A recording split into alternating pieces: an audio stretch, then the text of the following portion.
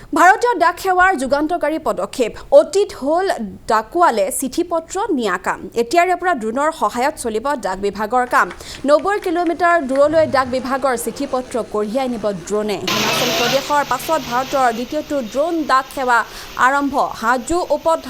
ডাকঘৰত আনুষ্ঠানিকভাৱে মুকলি এই সেৱা অসমৰ পোষ্টমাষ্টাৰ জেনেৰেল সচিন কিশোৰে মুকলি কৰে এই সেৱা নমস্কাৰ আমি আমাৰ হাজো আজি ডাকঘৰৰ পৰা আমাৰ অসমৰ ভিতৰত প্ৰথম ড্ৰোনৰ মাধ্যমেৰে মানে ডাক সেৱাৰ শুভাৰম্ভ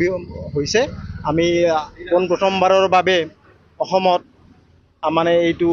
শুভাৰম্ভণি হোৱাৰ উপলক্ষত আজি আমাৰ মাননীয় CPMG ছাৰ আমাৰ DPS headquarter madam CPMG chief postmaster general তেখেত মানে শচীন কিশোৰে ছাৰ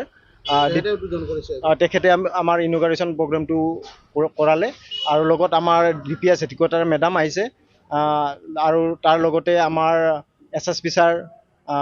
মানে আহিছিলে গতিকে আমি আপোনালোকৰ মিডিয়াৰ মাধ্যমেৰে আমি অনুৰোধ জনাম যাতে আমাৰ ডাক সেৱাৰ যিটো আমাৰ জনসাধাৰণৰ প্ৰতি আমাৰ যিটো আমাৰ কৰ্তব্য আমি এই কৰ্তব্যটো সদায় আপোনালোকৰ সেৱাত আমি সমৰ্পিত কৰাৰ কাৰণে সদায় বাধ্য আছোঁ গতিকে ডাক সেৱা জনসেৱাৰ যিটো আমাৰ প্ৰতিশ্ৰুতি সেইটো আপোনালোকৰ মাধ্যমেৰে আমি অনুৰোধ জনাম যাতে জনসাধাৰণক জনায় আৰু এই মাধ্যমেৰে আমাৰ কি হ'ব আমাৰ ডাক সেৱাৰ যিটো দ্ৰুত যিটো আমাৰ আস্থা আৰু যিটো আপোনাৰ বৰ্তমান সময়ত টেকন'লজিৰ ওপৰত যিটো আমাৰ প্ৰাধান্য সেইটো আমাৰ বৰ্তি থাকিব আৰু